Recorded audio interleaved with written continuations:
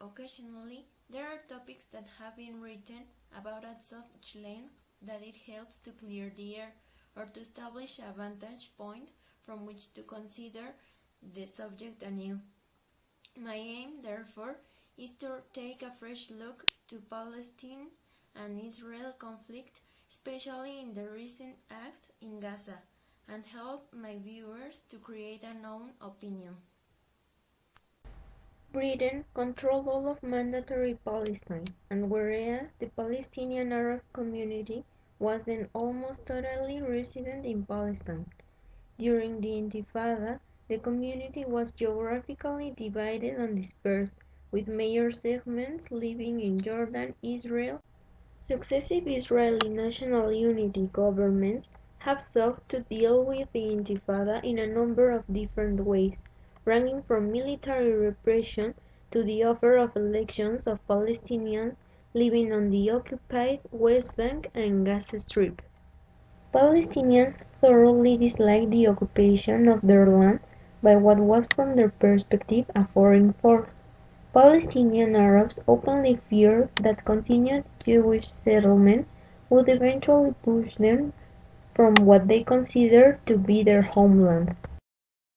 Unfortunately, what they feared came true.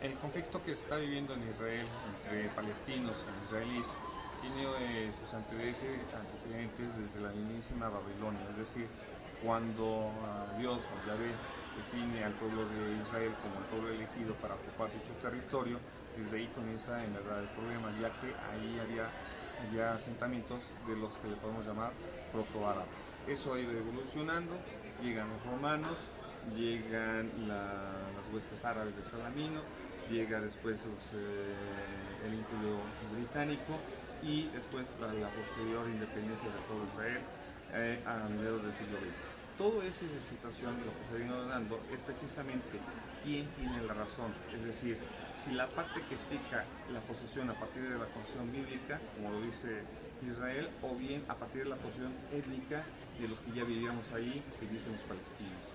Lo que estamos viviendo ahora con los recientes hechos de matanzas o de asesinatos perpetrados a partir de utilizar camionetas para atacar a soldados israelíes en las paradas de autobuses, ya sea en Haifa, ya sea en Tel Aviv o en Jerusalén, es una parte de la tanta escalada que va a seguir habiendo, porque la decisión de Israel es tratar de eliminar toda la población árabe que haya en la región, porque tanto Cisjordania como Gaza la consideran que es también parte de su entorno.